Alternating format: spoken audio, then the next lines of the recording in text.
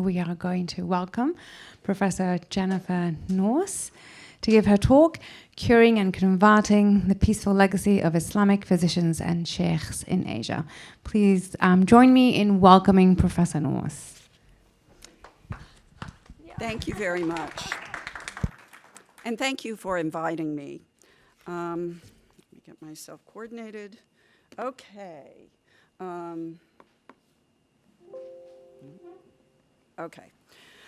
This talk identifies early sources of Islamic medical methods that reveal spiritual techniques for instilling peace and harmony in communities and individuals by combining spirituality with the science of medicine. Before turning to the historical section, though, I want to begin by revealing an experience I had in Southeast Asia in 2010 that exemplifies well-educated Muslims following this practice. In 2010, I was asked to teach classes on medical anthropology at an Islamic medical school in Sulawesi, Indonesia. One afternoon, the chair of the School of Medicine, Dr. Bidi, and the rector of the university and lower schools and I were chatting about my just-finished lecture on mind-body medicine. We all agreed that purely scientific Western-based biomedicine tended to focus on the body and ignore the role of the mind during the healing process. Dr. Bidi remarked, as physicians, we know the science of biomedicine. We heal symptoms of illness, but as Muslims and Indonesians, we also know that the spiritual side must be enlisted to heal. We who have learned how to use the Islamic science of healing know how to concentrate the mind and channel our spiritual inner ghee to help patients heal themselves. The rector continued, saying, we here recognize science, but also spirituality. We are not like the radical Muslims in the next province, where much violence had happened, who preach Wahhabism and prophetic medicine without science. We here know the science of concentrating energy to bring peace and harmony to communities and individuals. I'll show you how this works. So stretching out his left arm, he did this, and he asked me to stretch out my left arm, and our hands were like this. And I was thinking, okay, we'll see what happens. And then suddenly, I felt this warm rush of hot heat just run up my arm to my heart. And the hair on my arms stood straight up, and I had visible goosebumps. Okay. Did you feel that? Asked the rector. I nodded yes. What you felt, the rector said, is the universal energy of life that Allah has given to all humans. It is the source that can heal and calm others. It emanates from the sacred bond between a mother and a child, the universal energy that Allah gave to create humans and the earth. It is the source of life and all that makes a human healthy. Channeling Allah's healing light in the process of prayer, zikir is what they call it, is what we do. The prayers of zikir, which are sacred words of the Quran, carry the body into the alpha, beta, theta state of brainwaves. When we think them or say them out loud, we are united with the universal energy that is Allah's sacred bond with us. It calms angry people and rebellious mobs. Where did you learn this, I asked. We learn from our ancestors, all Muslims, who passed this down. They first converted to Islam through the teachings of Sheikh Yusuf al-Makassari centuries ago. And you can see the dates. Sheikh Yusuf taught them Islam and the healing methods we still use. Who taught him? I further probed. The rector and Dr. Bidi both said in so many words that Sheikh Yusuf had many teachers. He learned about ancient philosophers like Ibn al-Arabi and Ibn Sina. You call him Avicenna in the West, the 11th century scholar teacher, who also inspired Western medicine. Dr. Bidi said, you in the West know Ibn Sina for writing the canon of medicine and for providing the knowledge that led to Western medicine. Ibn Sina's most important work was Kitab al-Shifa, the Book of Healing, which combines spiritual healing with empirical healing. We Muslim physicians are not secular. We do not follow Descartes. You in Western medicine do. Neither did Avicenna. No, that's impossible, but okay. He recognized the spiritual aspects of healing. I wondered if they meant healing in a metaphoric sense or if this was actual healing. I will show you how they answered this later. In my decade-long attempt to understand this process, I have found that people often refer to Islamic scholars of the past to make their claims about Islamic healing in Southeast Asia. I provide here a cursory survey of the most pertinent Islamic physicians and philosophers who inform peace and healing techniques centered around the extracurricular utterances or remembrances of Allah called zikr. In most instances, zikr it has the basic meaning of mentioning Allah's name or remembering Allah. Sufi sects called tariqa if one, or turuk if several, began to cluster around a spiritual healer or philosopher who was believed to be blessed by Allah with special powers, baraka. Often those powers were related to the techniques of prayer, the zikr they developed for their members. In general, words from the Quran are viewed as healing words, I was told. But each Sufi sheikh developed their own special techniques for keeping the members healthy, and this involved choices of particular Quranic phrases to repeat in zikr prayer. With some Sufi turuk, however, the zikr process became almost an obsession. Now, this is my interpretation, not anyone there. With adepts saying the same surah or Quranic phrase over and over as many as 1,000 times. And this was still going on when I was first in Sulawesi in the 1980s. Most of the Sufi turuk that appeared in Indonesia over the years have roots in Central Asian Sufism. Most turuk require adepts to zikr using the shahada, the declaration of faith. My daughter told me not to pronounce this. She speaks Arabic. She says I can't pronounce it right, so you can read it. In English, this means there is no God but Allah, and Muhammad is his messenger. Some turuk rely on the phrase, and there it is, in the name of God, most gracious, most compassionate. The sheikhs who successfully taught and healed their members were believed to have found zikr techniques that allowed those who faithfully followed them, allowing them to commune with God. And they would have ecstatic experiences of spiritual awareness. It is these practices that I suggest here inform the hot energy demonstration I mentioned above. Okay, the technique of zikr and the words uttered have remained the same since the beginning of Islam. Those contemporary practitioners who emphasize the peaceful healing effects of this method do not identify it here in Sulawesi with a particular Sufi order anymore. The rector and Dr. Beatty emphasize zikr as an aspect of Islamic science, declaring it spreads tolerance in the world, including acceptance of Islam. Its energy or force also creates a force in others that makes them want to convert to Islam, they say. Okay. Now, early Islam, they obviously rely on Ibn Sina, who is the person who most inspired Western medicine. He was born in Bukhara on the Silk Road, now in Uzbekistan, in a very cosmopolitan and ethically tolerant place. The Book of Healing, Kitab al-Shifa, notes the importance of strong minds and mind-body healing. Supposedly, with a strong mind, a physician is able to cure depression, lovesickness, phobias, etc., by teaching people how to pray. Unfortunately, Ibn Sina became in exile due to the Mamluk and Seljuk invaders at very different times. But because of this, he was very committed to seeking peace through emulating Muhammad. And he says that all physicians must do this. And he said praying to a divine force heals, but he didn't say much more than that.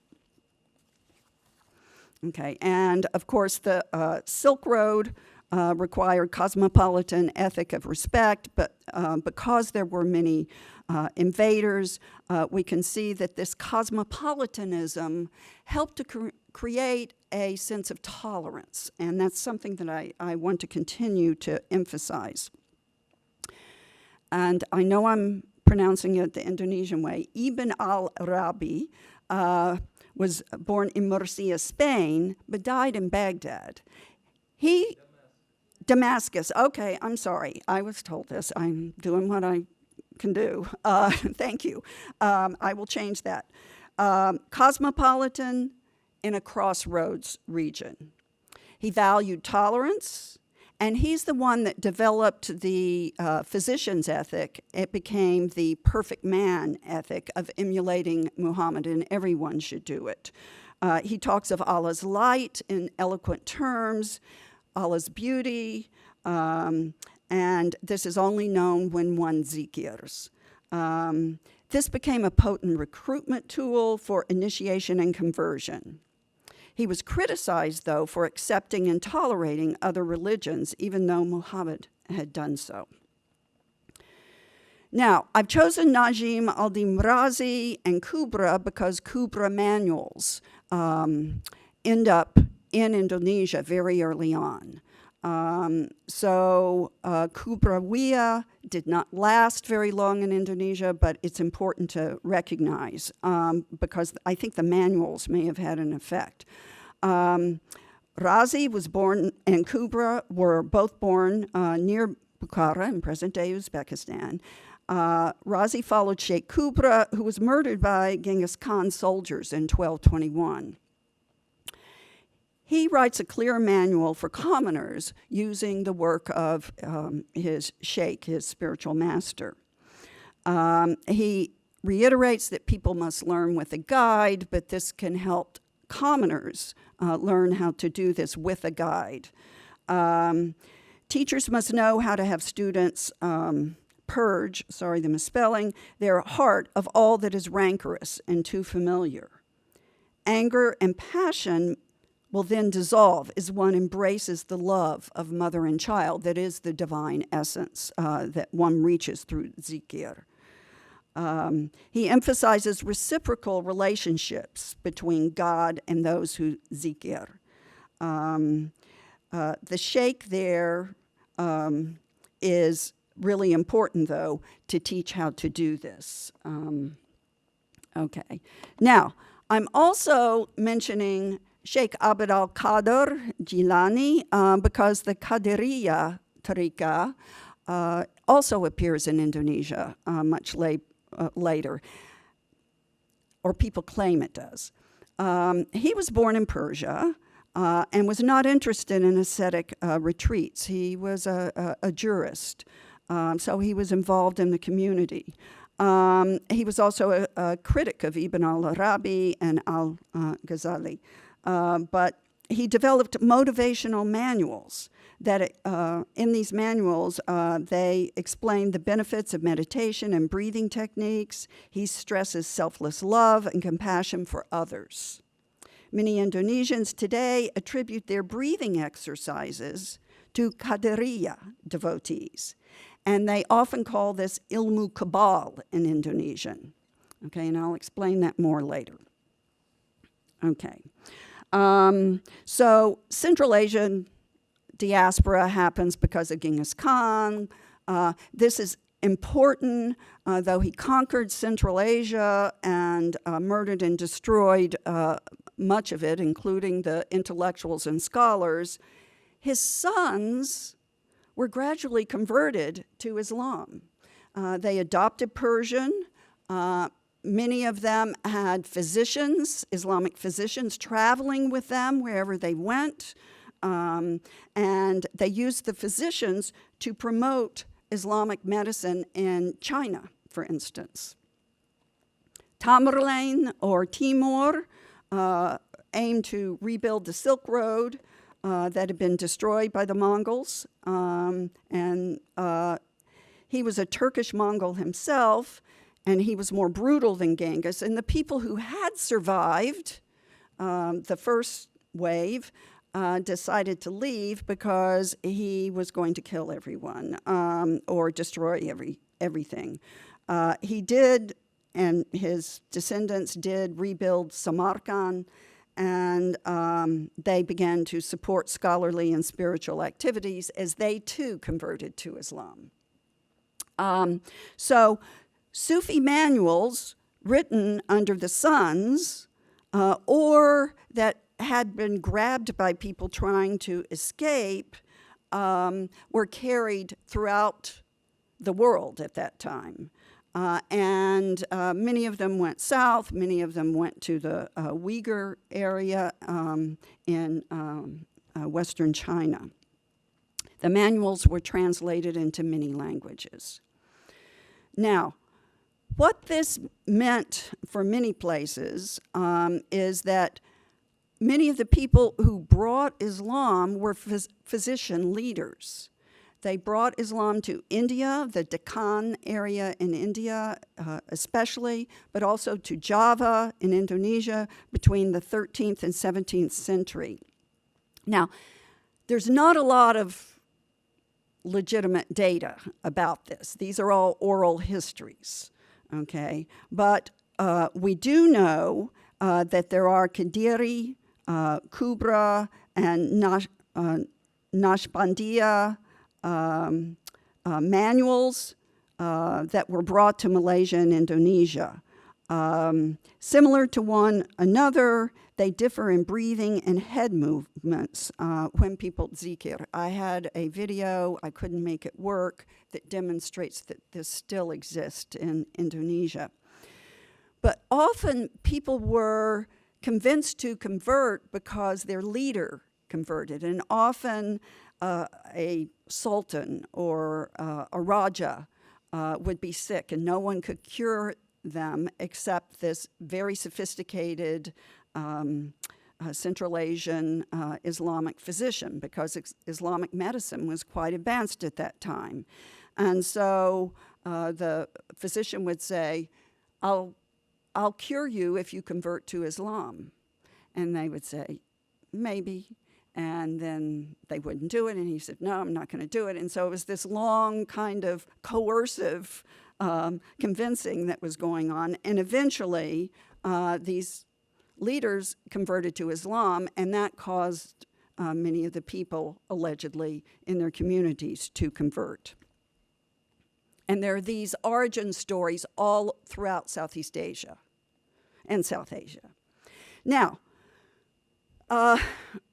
the information that I have to go on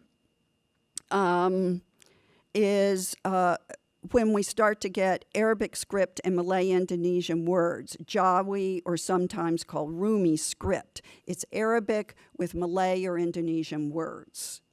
They appear here, for instance, in a 15th century or 14th century Hikayat Melayu book. There's other locally produced books. They appear in Sulawesi, where I had that hot energy experience that I will talk about again, before the Portuguese arrived there in early 15th century. They speak of miraculous feats, and in this one, the experience of the Sultan of Johor. Now, it is apparent in the manuscripts in the early days, they were neat copies of older but valid spiritual and herbal and medical info. And what we have is usually they talked about karamat graves, karamat or holy graves. You could go to these graves, you could petition for whatever it was you needed, healing, a lover to come back, these sorts of things.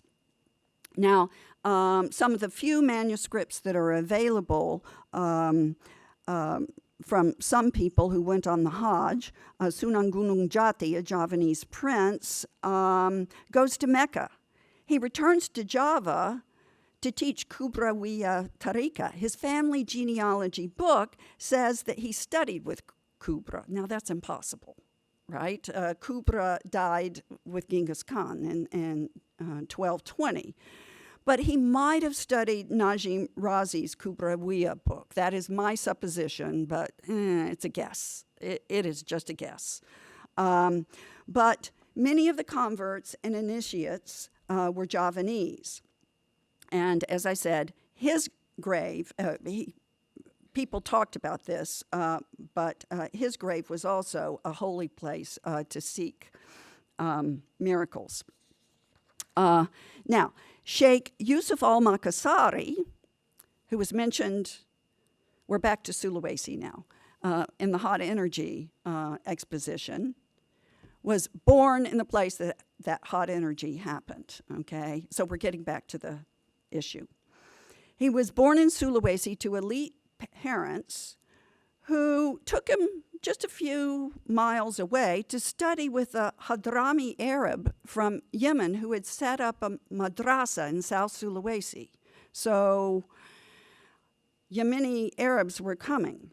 And eventually, when he gets old enough, Sheikh Yusuf goes on the Hajj. And of course, this took a while back then. He stops in Aceh, in Sumatra, and then he stops in Yemen, in the Hadramaut, and he learns Qadariya, Ba'alawi, Kawatiya, Rifaiya, and Shatiriya Turuk.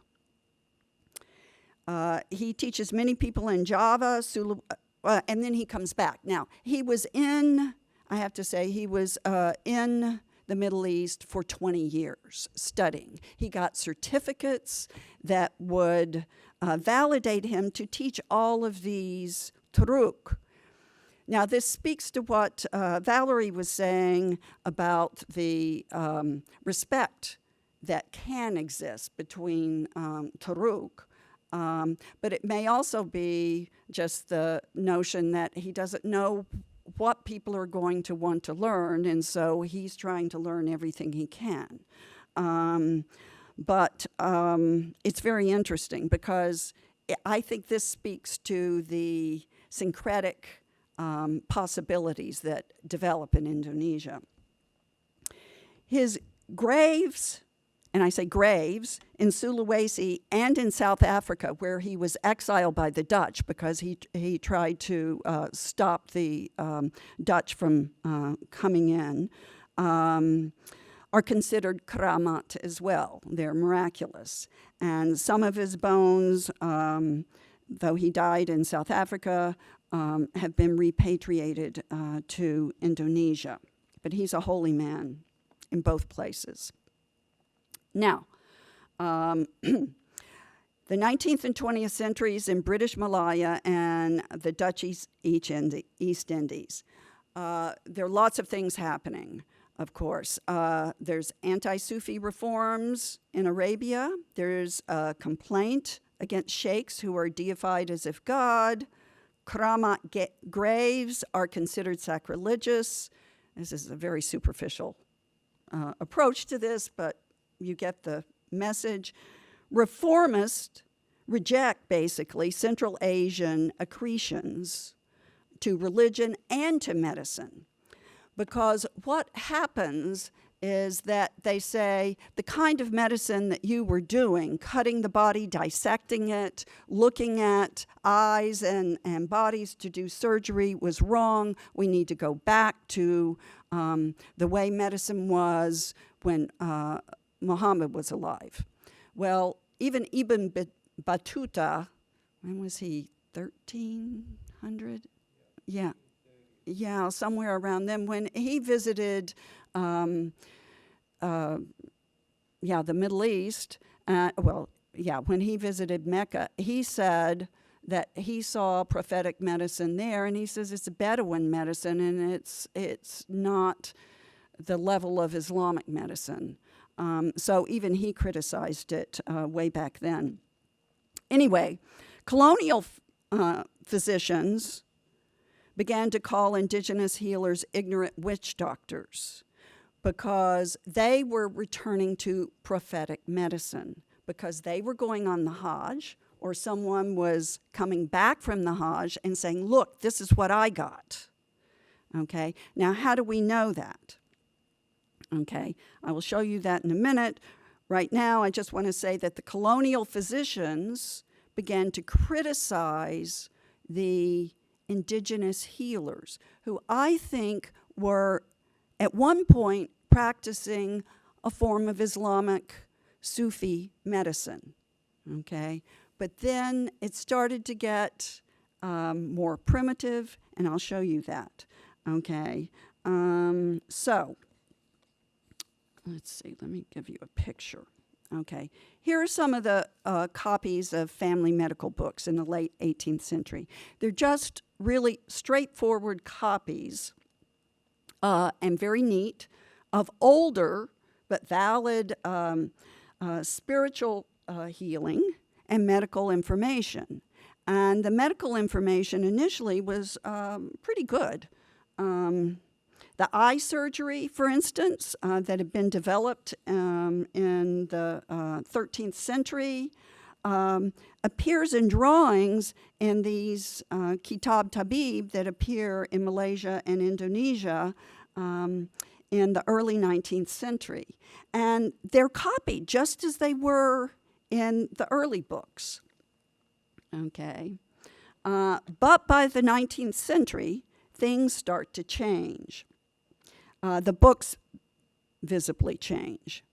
And that doesn't show up really well, but here's one of them. This is a buku raksi, a book of action. And of course, it's becomes more like the I Ching or the Mancala.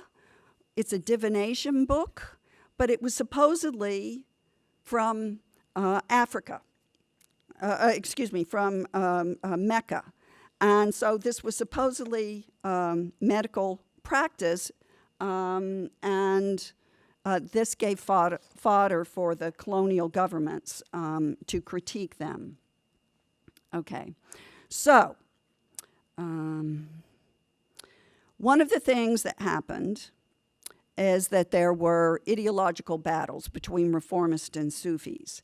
And so the those with the interest in trying to establish some kind of way to recruit people to fight the Salafis and the Wahhabis began to establish organizations. The Sufis were more inclined to, I call it NU for the acronym, and they were filled with Hadrami families from the Ba'alawi family, which traces their lineage back to Muhammad. They provided medicine, food, and care for orphans, and they built schools. And then there were also reformists. In 1912, they formed an organization, the Muhammadiyah, and they tend to be more strict. They still today work to prevent Maulud ceremonies, any sort of public zikr activity, and things of this sort. Okay, in 1930, a Hadrami Arab, Said Idrus al-Jufri, arrived in central Sulawesi. Finding education lacking there, this Alawi elite gathers NU, that liberal organization, and his family to build the first Al-Khairat Madrasa. That eventually became the university where I was, okay? He teaches, he includes the book on the miracle of the night journey in which Muhammad traveled to Jerusalem in one night and back. It just indicates some of the more miraculous leanings that he had. So, here we go. The peace and harmony connection. Gradually, the school expanded. Today, the school has 45 communities in Sulawesi, Borneo, and the former Spice Islands.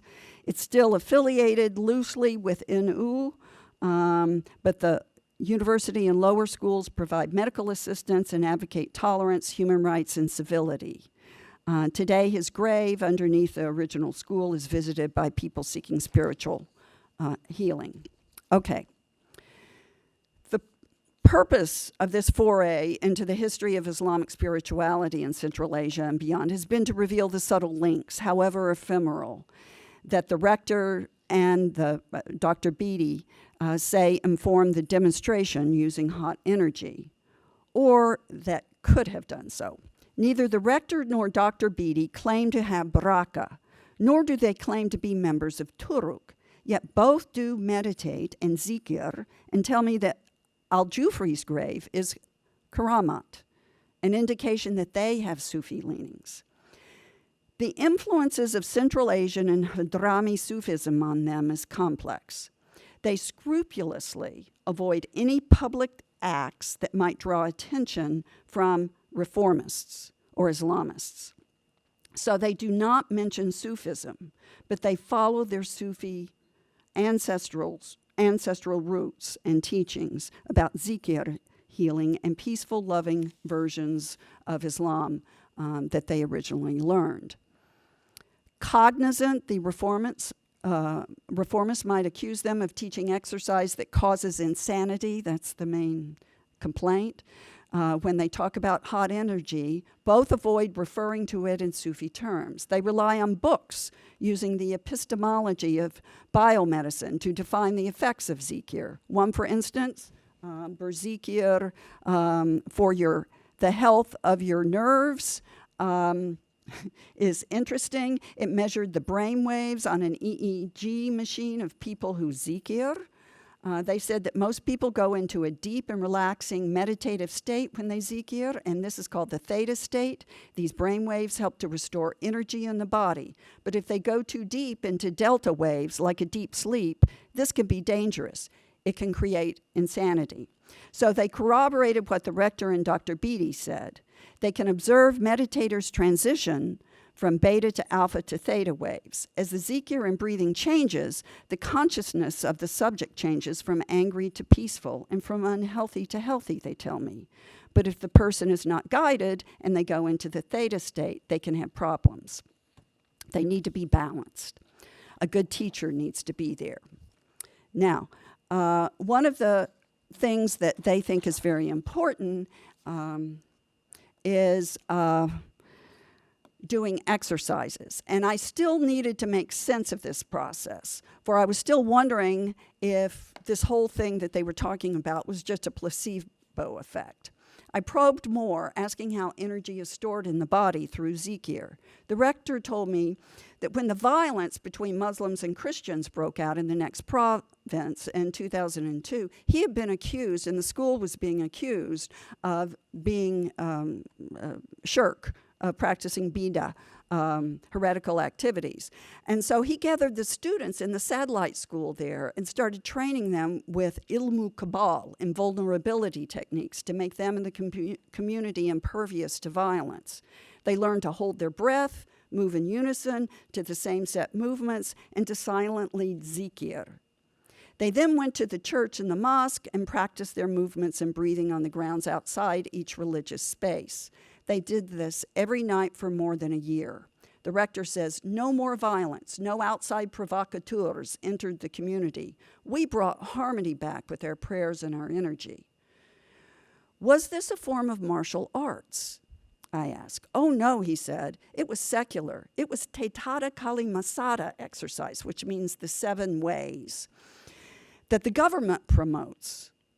It is how I store my energy to be able to send hot energy up your arm, he said. The rector invited me to come to this exercise group. It was, this one you see here is on a beach. The one I went to was in front of the mosque. He said I would understand then. Okay, so I went with my friends. Everyone was dressed the same, just as they are in this picture. When the leader started, he began with Salam Alaikum and Bismillah, I won't pronounce it, in the name of Allah the Most Gracious, as we started slow movements, much like Tai Chi or Pencak Silat, which is a martial art, started by Qadiri. He directed us to breathe deeply. After several intervals, we changed movements, and he directed those who could do so to hold their breath and wait until they stopped moving to exhale forcefully. I later found out that the rector and my friends silently mimed zikir throughout the session. Several nights later, I was introduced to the leader. He told me that he had learned this and his skin had become tabal, or impenetrable. So he also said that he was linked. No, I'm sorry. I knew this was linked to Sufi Qadiri Tariqa. And so I went to some manuals. I'm trying to hurry here. Wanting to understand how this process worked, I turned to lots of manuals on Pencak Silat. And I found that they say that zikir, holding the breath, can cause anaerobic respiration. This is responsible for an increased rate of production of the molecule adenosine trisulfate, or ATP. It is the molecule responsible for the storage and transfer of energy within the body. I now understood how it could be explained physiologically and was not just a placebo effect. It could be possible that these people are doing something that stores more energy in their bodies.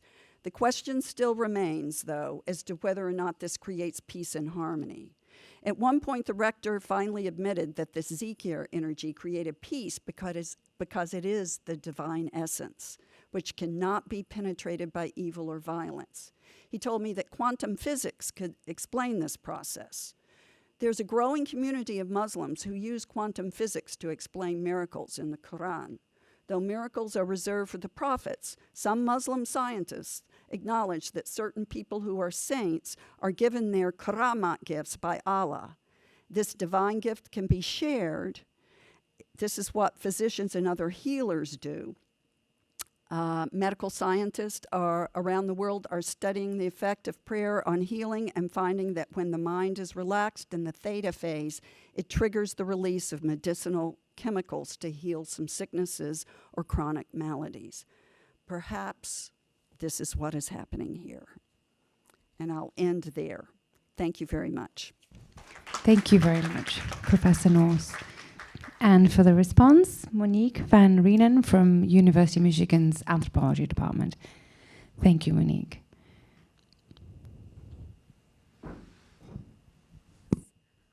I want to thank Jennifer for such an interesting paper. I also do fieldwork in Indonesia on Islam in different ways. So for me to think about kind of the histories that have brought it to this moment is really interesting and fascinating, and seeing how a lot of this is so global. So Jennifer's paper takes us on a historic journey of Islamic healing from the late 10th century until now, making both temporal and geographical leaps and bounds across millennia and spanning across thousands of miles along the Silk Road from Central Asia down through mainland and maritime Southeast Asia, and ultimately to the ethnographer's moment of sense-making right here in Ann Arbor. While Jennifer highlights the historical dimension of understanding her own experience of hot energy, I found the geographical component of equal importance.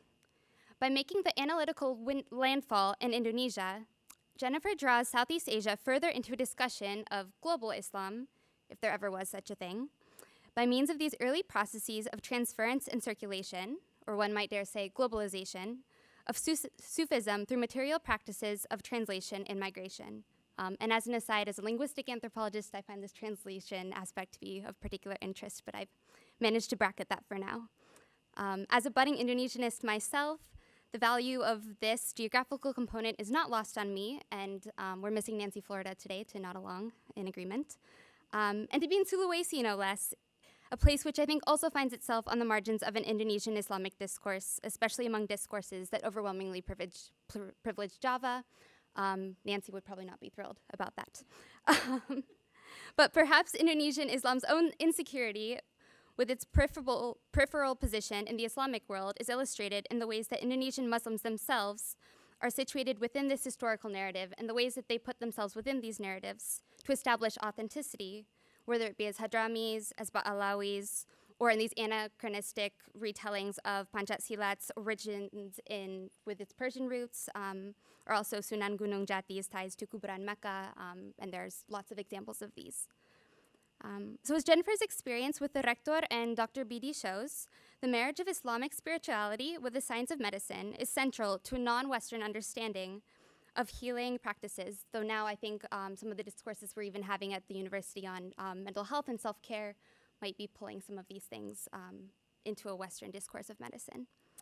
In my own field experiences, the popularity of Islamic-based medical practices are still alive and well in Indonesia.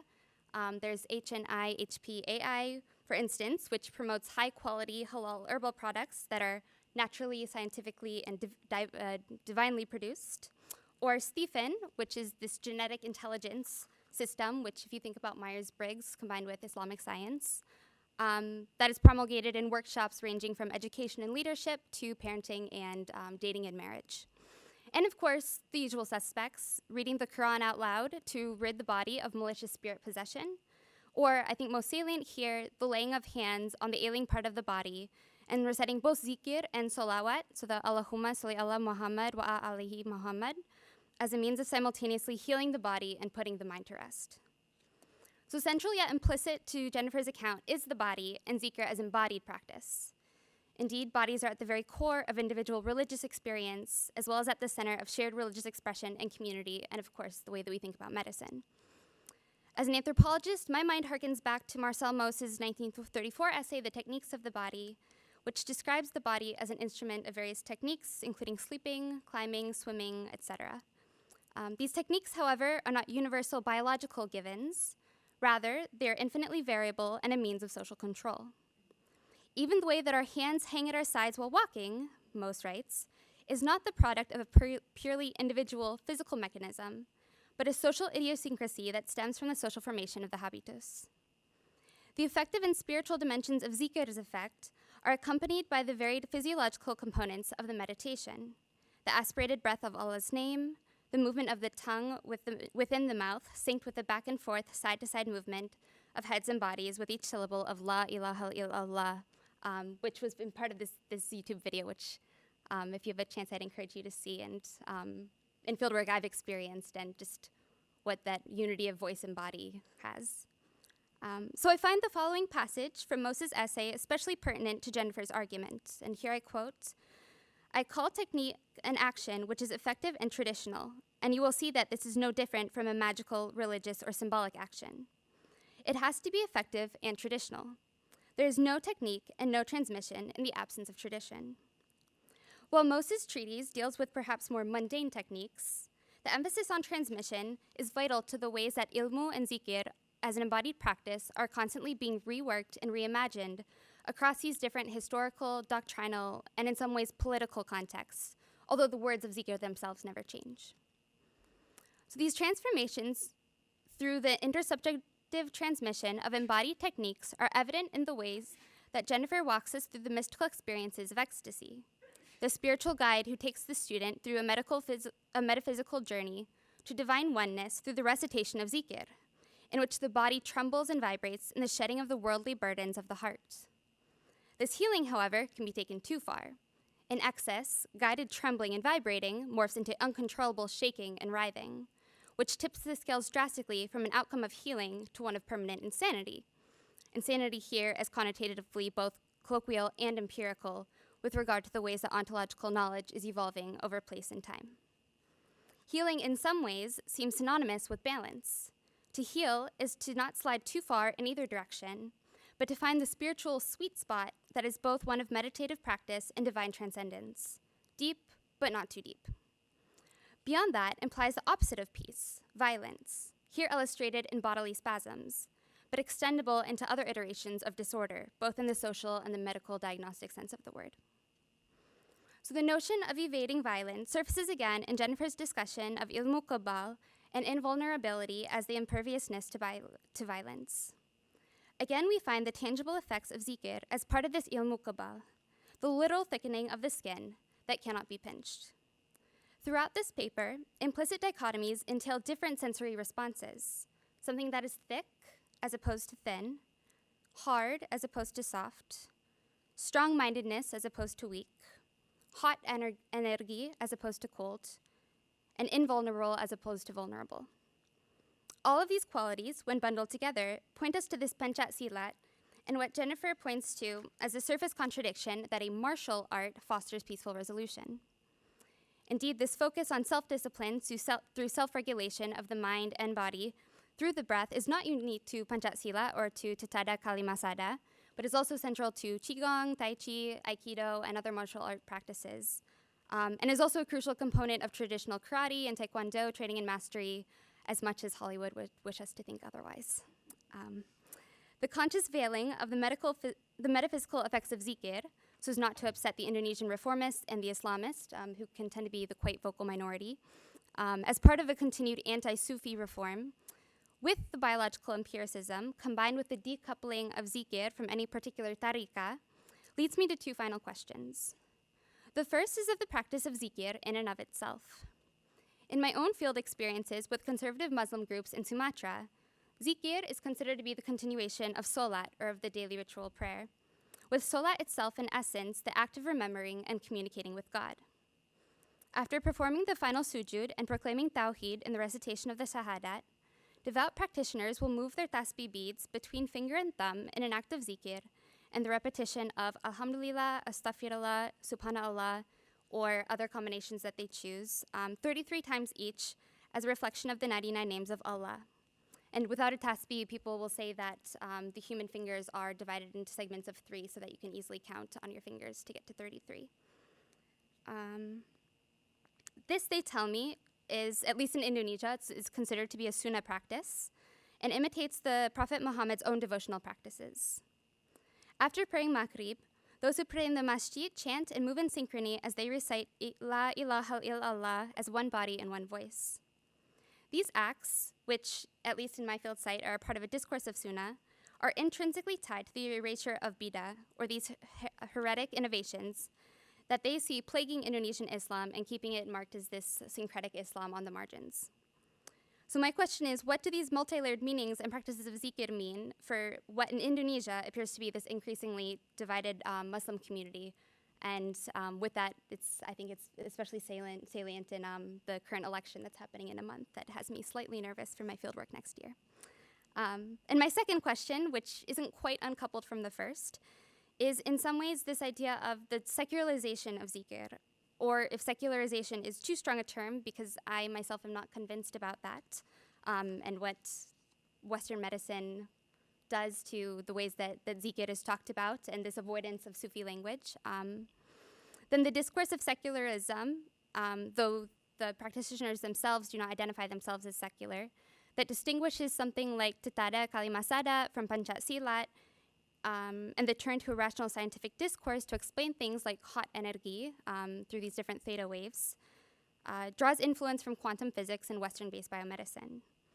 To me, it seems like there's little coincidence that a reformist or Islamic defense of Sunnah and attack on bid'ah aligns with a turn to scientific rationality to explain why Jennifer might have felt that surge of heat in her arm, although definitively this would be an Islamic scientific rationality and most definitely not a Western one. However, my final question then is, how much do we ourselves, as anthropologists, social scientists, and scholars more broadly, turn to these scientific rationalities in the first place, be it Western or otherwise, to explain the types of effects that zikir produces, or indeed our own other ethnographic experiences? And how do we think about that in the ways of looking at multiple epistemologies and ontologies as ways of coming to know and be in the world, and sometimes trying to figure out even if we need an explanation of these things in the first place. So thank you very much for your talk. Thank you. Thank you, Monique. So we will open up the floor for questions.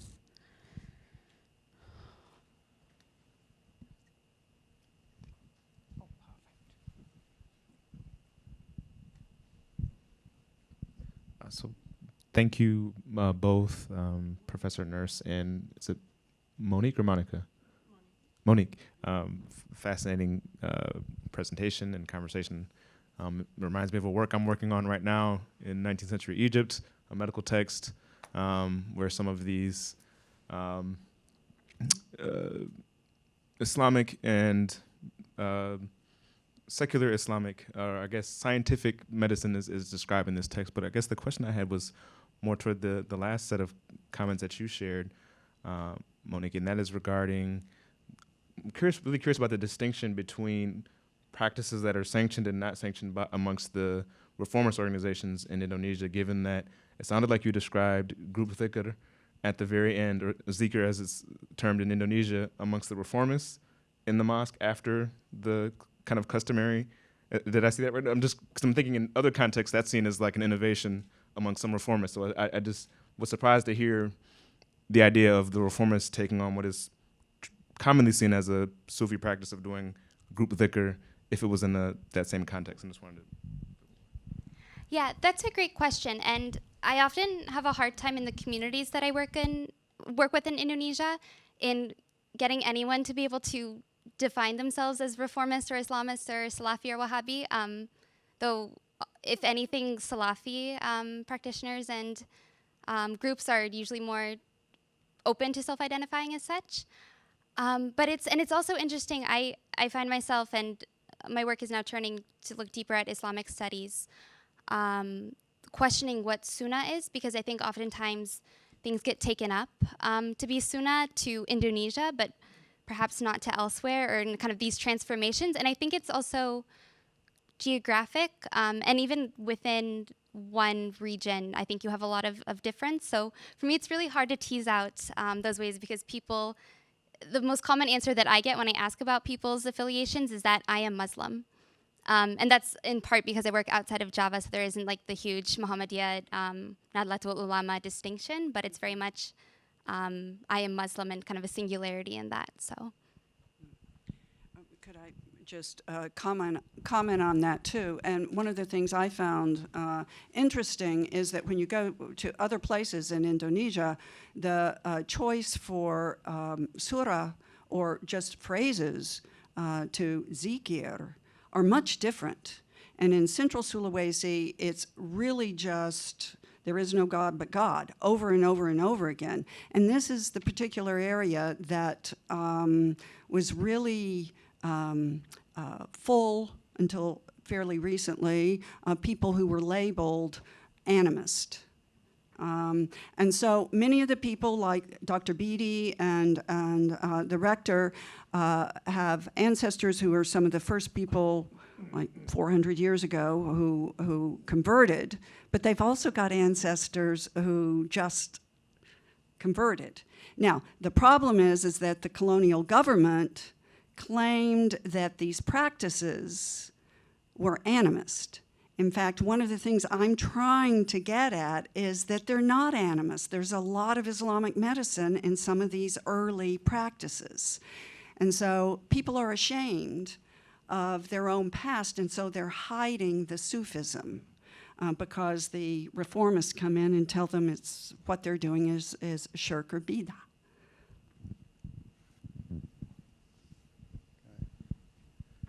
Well, thank you for these two wonderful presentations.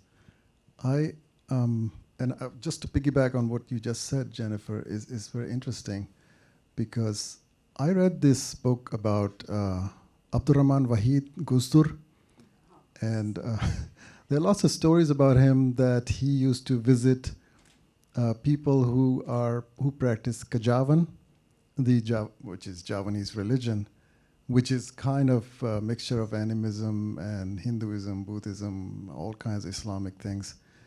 And he had great respect for them. And so this guy who wrote this book based on his interviews with Gustur, was kind of skeptical about the stories that Gustur was telling him. And some of them didn't make sense. But the point that was interesting in your presentation and what I have read in that book is that NU, or Nahdlatul Ulama, was very tolerant, despite the fact that they were very much into the Islamic tradition, and they were scholars, really. I mean, they are scholars, and they're traditional scholars. And at the same time, they were very open to this kind of diverse ways of healing and existing.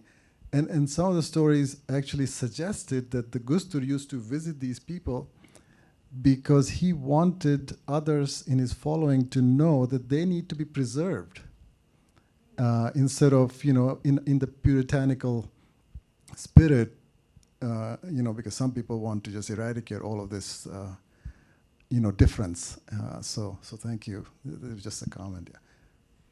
Thank you very much. Yes, Gus Dur was briefly a president in Indonesia, even though he was head of this organization.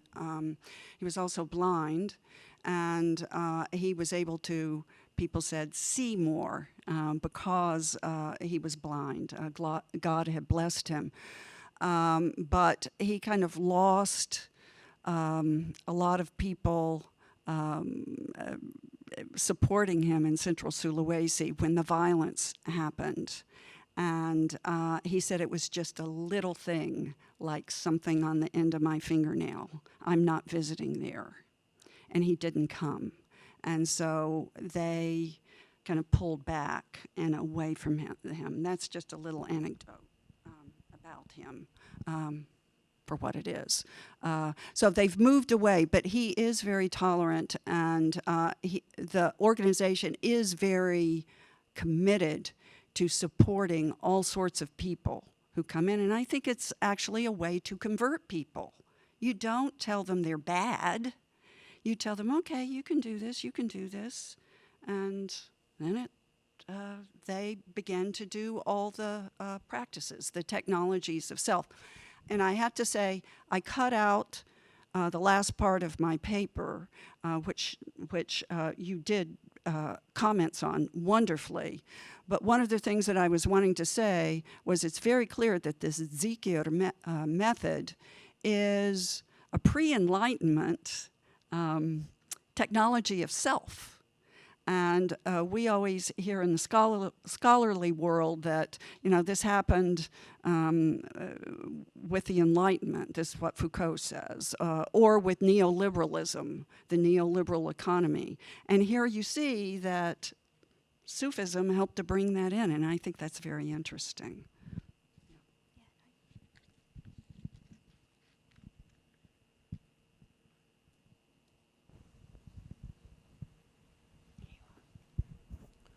Well, I guess we weren't expecting to hear so much about silver birch and Egyptian spiritualism, and we maybe weren't expecting to hear quite so much about theta waves and Indonesian spiritualism. But I wonder, there is a literature, and I'm from the 60s, so I remember these things, that some of the converts to Hinduism who went on to become scientists did some experiments on alternative consciousness. And the literature maintains that waking and sleeping are accompanied by a third state of consciousness, which one gets into through meditation and breathing exercises. And all the literature I've seen on that has been on Hinduism and Buddhism, on South Asian religions. I don't think there's been very much on Islam. And it's famous, and Professor Knish can correct me if I'm wrong, but I think we don't have so much in the way of a literature on Sufi breathing exercises as compared to zikr, and whether it's quiet or out loud and so forth. But one of Carl Ernst's students has published a few things on breathing exercises recently, but they seem to be fairly obscure, and I haven't been able to get hold of them, and mainly South Asian. So I'm asking, I guess, are the breathing exercises in Indonesian Sufism explicit? Is there a literature about how to do it, and how does it connect to zikr? And the other thing is, what about the scientific literature? Are there Indonesian psychologists who are using MRIs or who are trying to measure states of consciousness and scientizing the theory of it? the books, the cover of those two books are very interesting. And if you look back, I can get to them. One of them shows people going through the MRI machine. You can see there in the middle. They're going through the MRI machine, and supposedly this is when you see the brain waves and what happens to them. This other book, I can't make heads or tails of. He talks about the breath coming out with certain letters of the alphabet, but then he shows the Arabic letters that are being used, and then he claims that these are the ones that let more air out or let more carbon dioxide out. And it doesn't connect as far as I can tell. So maybe I would translate it, or maybe you could help. Some of this is pseudoscience, is what it boils down to. But I do think that first one over there by Agus Mustafa is very good. There are more. Every time I go to a bookstore in Indonesia, I try to pick them up. Ubiquitous right now. Yeah, they're everywhere. So it's happening.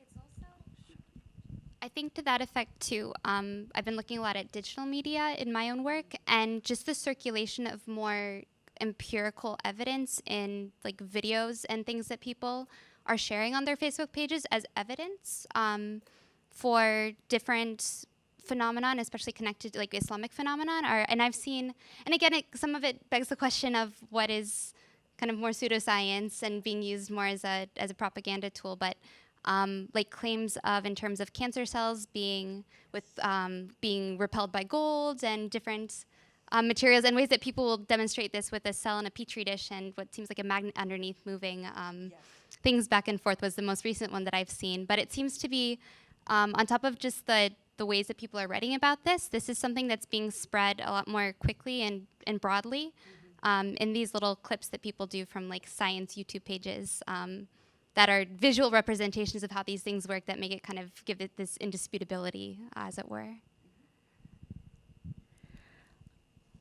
I have the microphone. I just wanted to make a couple of comments. One is to say that, indeed the use of those three phrases with the sibha, this is universal, and you don't have to be Sufi to be doing it.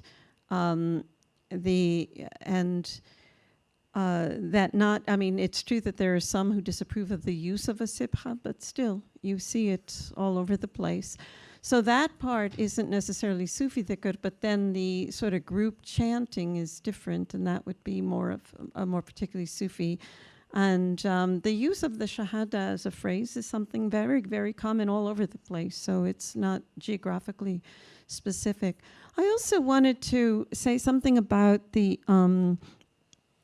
fact that you talked about this Sheikh Yusuf who went to the Hadramaut and was, initiated into all of these different orders. I would just say, actually, it's something that I'm kind of surprised I forgot to mention before. This is extremely common to learn. You should have only one sheikh who is your real sheikh, but at the same time you can sort of give an oath for blessing as opposed to an oath for obedience. And if you learn the awrad, the special zikr formula of each order, it has its own blessing. And as long as it's given to you by the sheikh, you have sort of his protection, because there is indeed this idea that if you recite it without the protection of the sheikh, then you can indeed go mad. But at the same time, since he clearly was a major religious leader, there could be, and I'm speculating here, another reason for his having done this, because I'm aware of, this is a more modern phenomenon. I don't know if it goes back as far as the period you're talking about, but we do have modern sheikhs who because they want to claim to have a universal mission, that they have absorbed basically all these other orders, so they have become the paramount sheikh. It increases their authority. So that could be, but obviously I don't know in this particular case. Thank you. I think it's interesting. He is deified in Sulawesi, and so everyone does want to say that he was prescient and he found all these sheikhs, and therefore he embodied all of them as he came back and taught it to them. So they are embodying all of these turuk.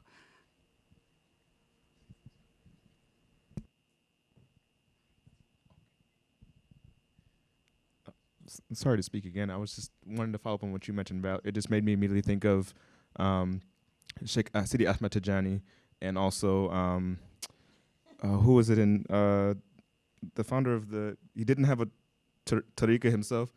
Yes, Idris in Mecca. They took on like 10 to 15 different turuq themselves, and then they would like the Khawatiyya, not the Khawatiyya, the in Sudan, Khatamiyya and the Tijaniyya are kind of consider themselves modern Sufi orders. They're a little bit later than the period you described, but they're the founding sheikhs of these orders, or their disciples, you could argue, may have had that as an intention of saying, I'm the pole, I'm the successor of Ibn Arabi, or I'm the successor of Abu Madian, because I'm taking in all of these turuk. And they themselves may not make this claim, but some of their followers certainly have. Yeah.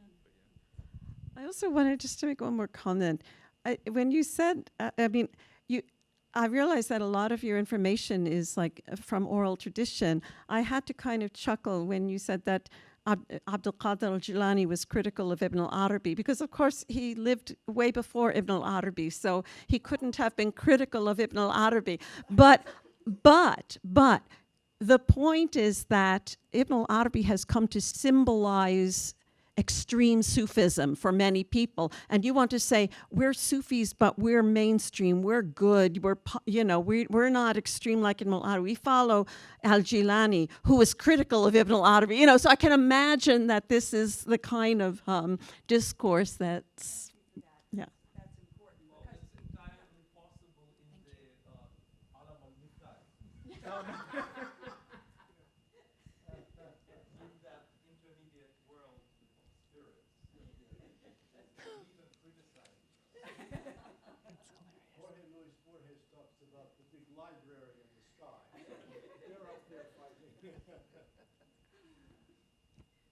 Do we have other questions? Yeah, since Valerie brought up the historical parts that you were talking about, how people have told you about how Islam came to Indonesia and the Sufi background and the importance of, we were talking about Greek medicine or Unani Tib and so forth.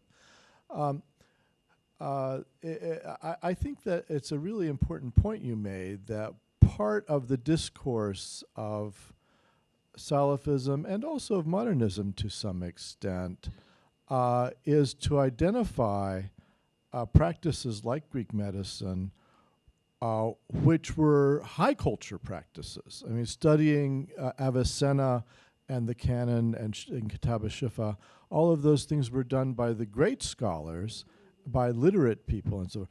But now demoting them as a form of superstition or as somehow an Islamic even, whereas their previous valence for people was of high culture.